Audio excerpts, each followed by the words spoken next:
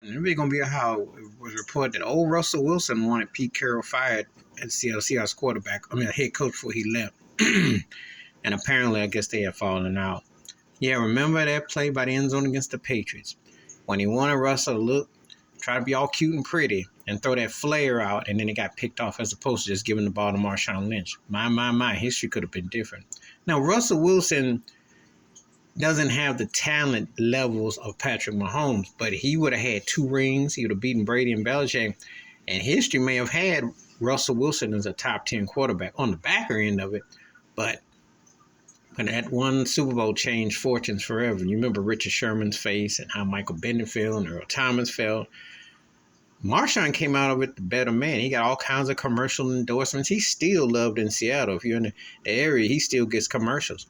Russell, it didn't end too well. Got traded to Denver with Paul Hackett as his coach, and they stunk. The first game against Seattle, ironically, on 4th down, his coach didn't have no faith in him, and they went for a long shot field goal, and it went wide right. And their whole season went right. It was off the mark. So he wanted Sean Payton as his coach of Seattle, and he gets his wish, but it comes with a caveat. We'll see how it all turns out. But the thing is, it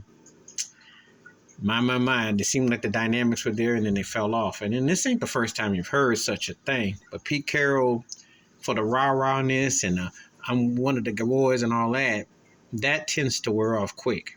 And wow, for the star quarterback to want it to wear off that. And I knew Russell was going when Sierra and them, they weren't feeling Seattle and they weren't feeling Pete. More and more keeps coming out, but this is a really wow. Not shocked or surprised though. Pete Carroll got very lucky this past year with Geno Smith, who I still think need to be drug tested. I'm not believing it looked like Geno, sounded like Geno, but he played out his mind. I haven't seen Geno play like that in years, but we'll see what happens with the next year. But Pete Carroll does have a tendency to run things to the ground, and that rah-rahness loses its luster after a while. But anyway, it's an interesting story, but please tell me what you think. Please like, subscribe, welcome thoughts and comments, and I do respond. Thank you. Wash your hands. Keep your mind clear. Watch out for another shit of it if you want to. And, the Russell Pete Carroll story is like, wow. He wanted him out, but they ran out Russell instead. We'll see.